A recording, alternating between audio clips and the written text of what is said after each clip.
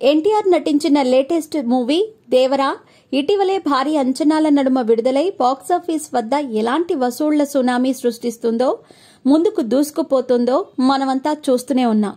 ఆరంభంలో divide talk తో మొదలైన ఈ చిత్రం ఇప్పుడు బ్లాక్ బస్టర్ టాక్ తో ముందుకెడుతోంది.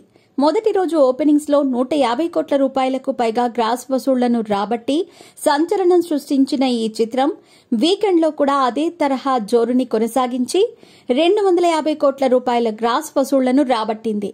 RRR చిత్రానికి ముందు ఎన్టీఆర్ అరవింద సమేత అనే చిత్రం చేశారు. ఈ సినిమాకి ఫుల్ రన్ లో 87 కోట్ల రూపాయల షేర్ వసూళ్లు వచ్చాయి.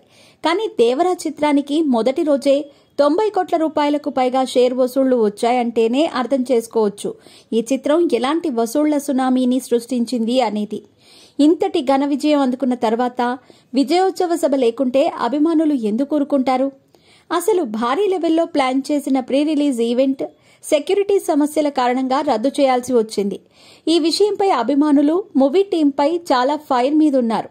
వాళ్లకు ఖచ్చితంగా ఇప్పుడు విజయోత్సవ సభ కావాల్సిందే.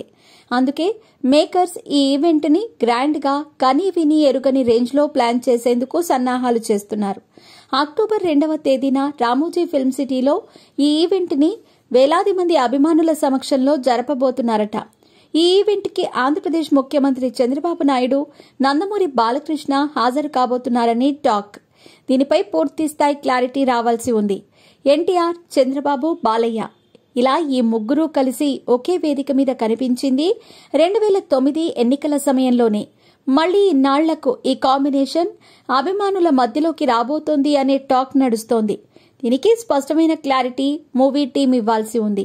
ఒక్క ఎన్టీఆర్కే ప్రీ రిలీజ్ ఈవెంట్ సమయంలో జనసందోహంని అదుపు చేయలేక ఈవెంట్ ని క్యాన్సిల్ చేసిన పోలీసులు ఇప్పుడు ముగ్గురు ఒకే స్టేజ్ పైకి వస్తే ఎలా మెయింటైన్ చేస్తారు అనేది ఇప్పుడు వస్తున్న పెద్ద ప్రశ్న.